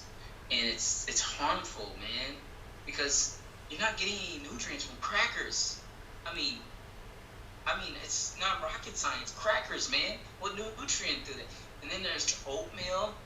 Oh my God, this little thin paper of a food that people would say, I get so many benefits from oatmeal. What do you think about oatmeal, man? Absolute garbage. But it's high in fiber, Right. which is a nutrient. Which is fiber an essential nutrient? I'm lost here. Oh, Fiber is never an essential nutrient, is it? No, it's not a nutrient at all. It's not. So I'm trying to figure out why we need it. But we don't. And people are being duped by people that have these coats on, and they say, and they set it around a table and they try to figure out how we can dupe the people again. And someone says, let's tell them to drink. Actually, let me be more correct with this analogy. People that are in power, that own big businesses, that make money off the people, say, I will give you, Mr. Scientist, $1 billion or $1 million if you bring to the attention of other scientists and sell this in this discussion. If you sell that people need more water in their diet, because if you don't have water, then things will stop working. I think that's reasonable, the scientist says, and he takes that in, and he now tells people that we gotta drink 8 glasses of water a day. Now, the problem with this is that big rich person was the person that owned Coca-Cola, all these other vegan products, and blah, blah, blah. And you'll find that the people that are funding the soda are also funding the water. Look it up. They got stock in the bottle of water companies. So it's a gimmick what they're trying to do here with the people. And if you go into veganism like I did, under the realization of seeing yourself improving in health, consciously trying to make an effort, veganism is an act of religious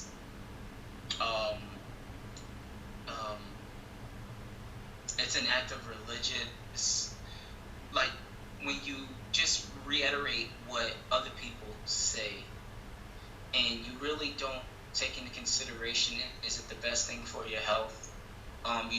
Somebody said that you don't need animals in your diet and you can get more protein from vegetables, and you just start stating that without doing your research, then you are doing yourself a disservice, because you are not very serious about the health of yourself. And I'm convinced that vegans, being a former vegan, I know that vegans care more. They care more about the animals than they care about themselves. They care more about the animals than they care about themselves. They will sacrifice themselves because it is a part of the circle of life, whether we realize it or not. For one to live, one must die. So what the vegans are doing is they're sacrificing themselves for the animals. And I'm just saying, if you want to love yourself, eat the animal because because the animals don't give a fuck about you. I'm just gonna say it like that. The animals definitely don't give a fuck about you. The animals are trying to live, and so if you gotta die, then they'll kill you. But if we want to let the animals not be harmed and not take any food from the animals, you know what's crazy? Speaking of that, animals actually want you. If you care for the animals and you be around the animals, they want to take care of you. You notice that, bro? Sure.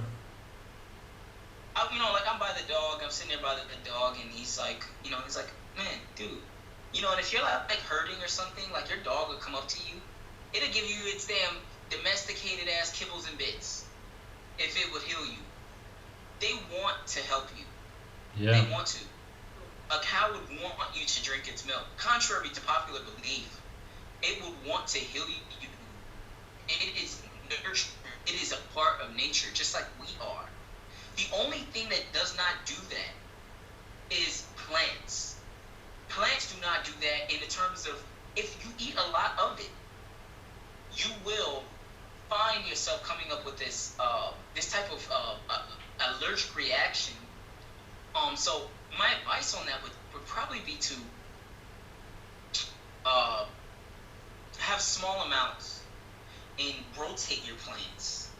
I don't know how you eat your plants, but I like to rotate them because I know one particular gang, because plants are like gangs. I don't care what no one says, man. They're like gangs.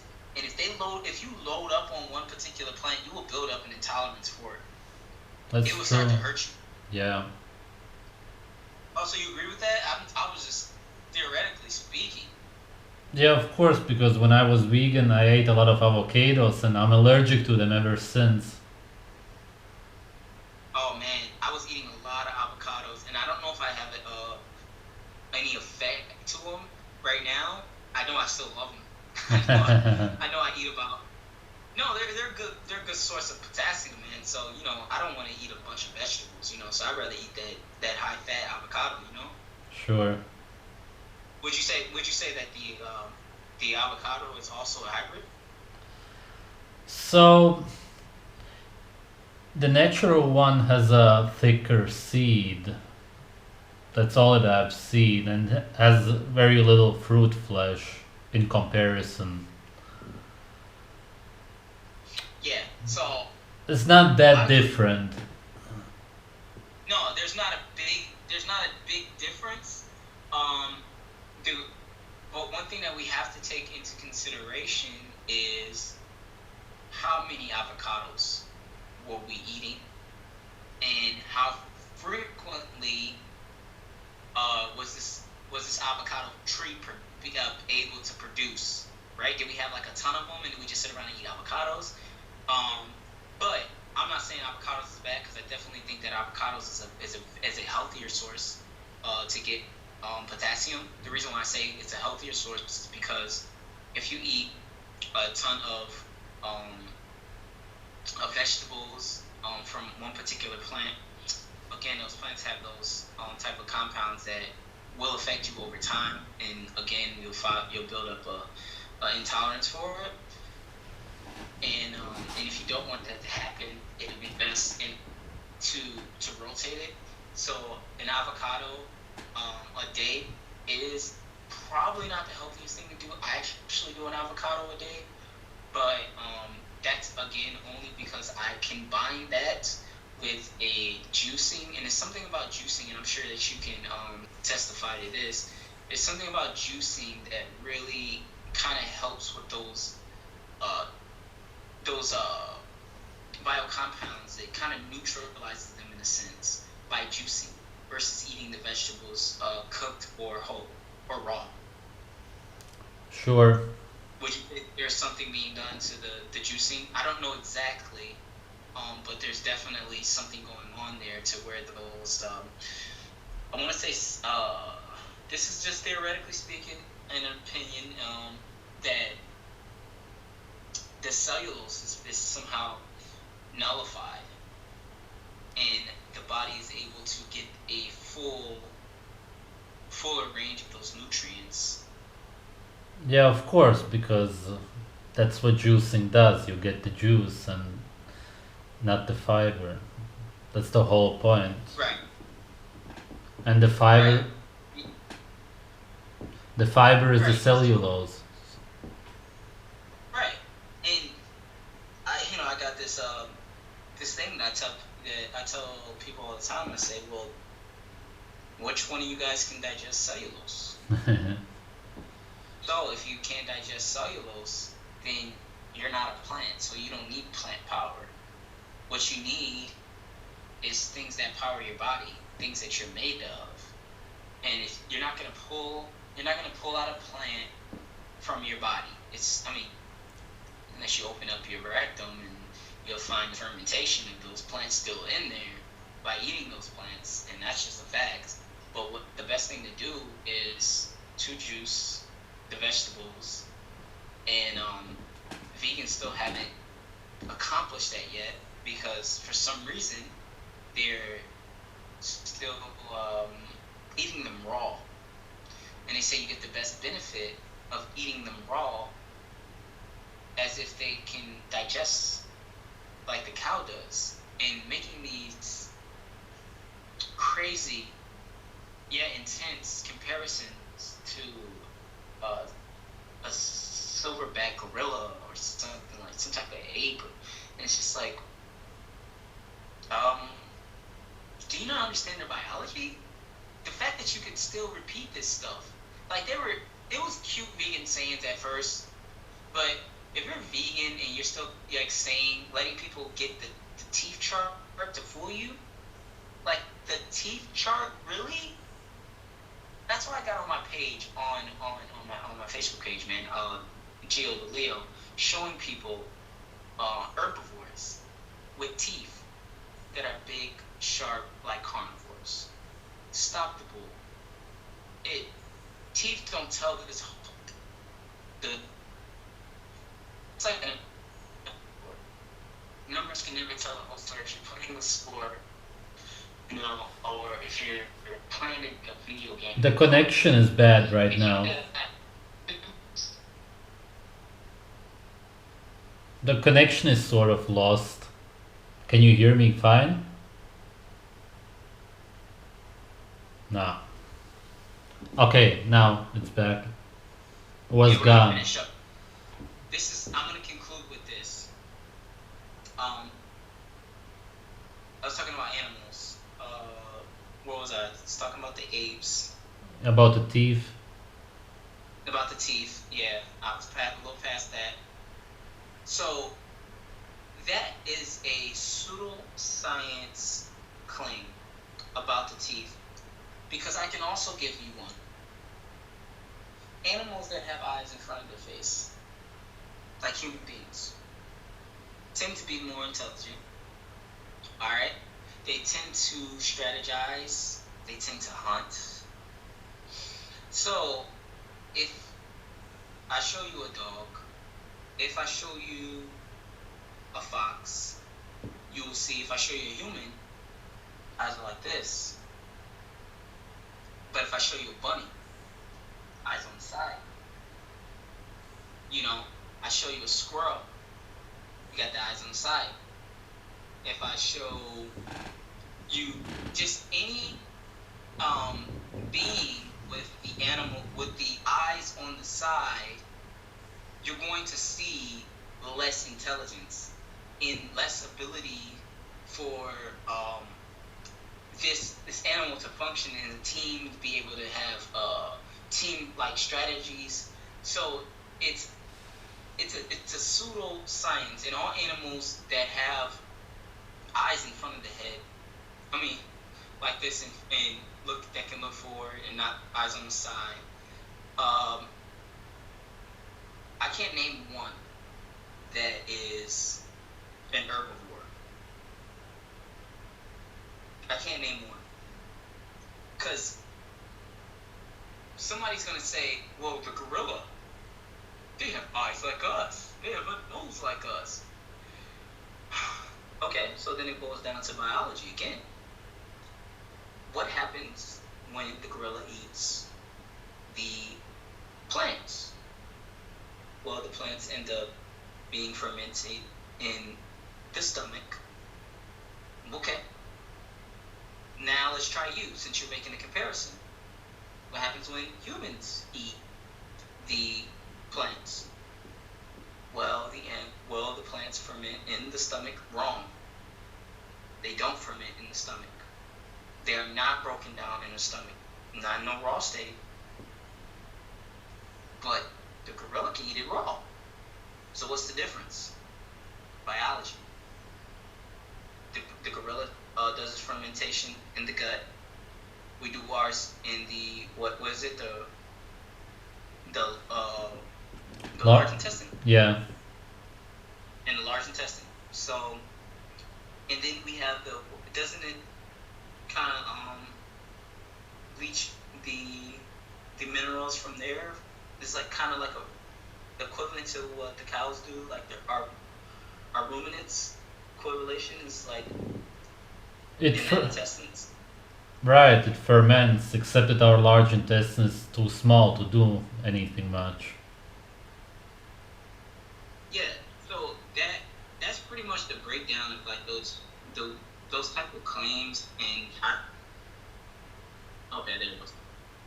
And I heard them early on, and I never made the connection. I just don't want people to make the mistake, man, and not realizing that we don't have the same biology as those animals, but we are animals, and that for somebody who's been eating a non-vegan diet since about 3 months now, I think, and I feel great. My lips are also, another thing that they used to be in my skin. It used to be ashy a lot, and this isn't a problem that you would have. But snap, yeah. But for us, man, we get ashy, and I just want the people to know if they haven't already realized that this dryness is the fat deficiency. And I would tell people to drink water as a vegan. Mm-hmm. And I regret saying that because water dries things out. And if you want to solve this ashiness and dandruff in the hair, you need to moisturize and electrify your cells. And the only way you'll do that is through nutrients. And water in these bottled waters do not have the nutrients that your body needs to be able to take that in. And the cells that do allow it in just wash away. There's no benefit. And so just be aware of all these little small claims. And I'll finish with parasite being one of the biggest unstudied things. And the people that study parasite realize that parasites have a beneficial place in the body and are more conductive in the body than outside of it. So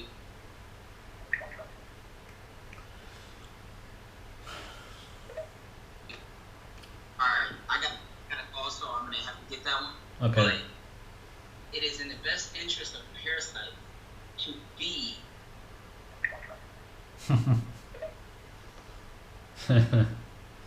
keeps that. It's in the best interest of parasites to be one with you instead of living on their own, and it is in your best interest to be one with parasites instead of living without these microbes that help you, that come out really benefiting off of the poor food choices that you make, they thrive, right? But if you don't keep these things at bay, parasites are good, but if you don't keep them at bay on the surface, then they can tend to overtake systems, causing a malfunction, not because they're bad, because you're doing stupid stuff. And that's, I'm getting text messages and stuff. You're doing stupid stuff, allowing them to get crazy, and much like anything that lives, it can get a little crazy. And if you have candida, I encourage you to clean that up, because you're not going to be able to eat meat. If you have a clogged gallbladder, you're not going to be able to heal that.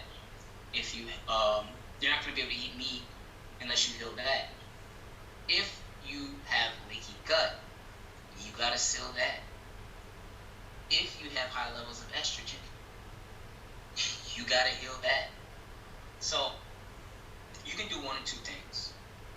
You can either adopt a vegan diet and eat foods that are easier to digest, or you can heal your systems and function how your body naturally functions. All right, it's gonna take time though. It's gonna take work.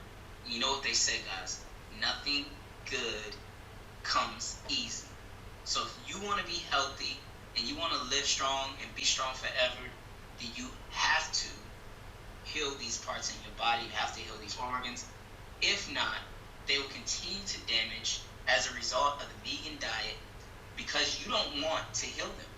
So they don't get paid. Nutrients pay these organs and these systems, and which the body then gives back and work through enzymes. When the enzymes are coming, then that's your body appreciating. But if you don't have these enzymes, you're going to have problems. That's it. Okay. That's it. Thanks, bro. Yeah, you're welcome, man. In the meantime, I'm just going to be, on this healing journey, trying to heal myself of the diseases that I've caused through being a vegan. Yeah. And in an awesome way, hopefully we can do some type of seminar and lecture of information to be able to what it eventually boils down to is we got to make a living. So if you're coming, I prefer you to come in a setting to where we can charge a couple dollars and have more of an organized, scientific, analytical discussion on veganism and on dietary regimens, historical evidence, stuff like that. Right. So yeah. Continue to go hard, bro. Continue to go hard, because I'm definitely about to hit this on the head to where I say, oh, there's definitely some type of connection we don't really understand yet. No, I want to fucking understand. I want to understand. I want to be able to point exactly to, these word games that they're playing. And the trickery about it is, bro, it's just word game. It's just bullshit. It's a bunch of bullshit that's really, it's almost not even worth it. But I'm gonna endure it because people want to know, and it's a good way to make money by just doing something that I'm gonna naturally do anyway, which is be healthy and take care of my body. So it's bullshit to be able to understand and pronounce a particular name of a particular cell that they're now calling, right? Because we can't pronounce all this bullshit. It's this and that. Is that weed right there? What? What are you smoking? No, nothing. Oh, what did I say? What? I was like, what is that? What is your take on marijuana? Oh, yeah, I made a video about it. Why, do you smoke it?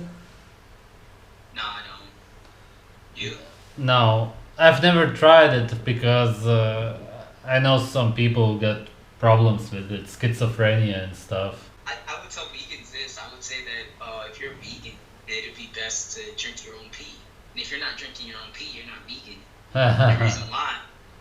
The reason why is because your pee, first of all, it's not coming from anybody but you. You're making your own pee. And vegans are all about what the body. They'll sit there and tell you all day. Vegan games will say, "Oh well, that's not an essential nutrient. The body makes that."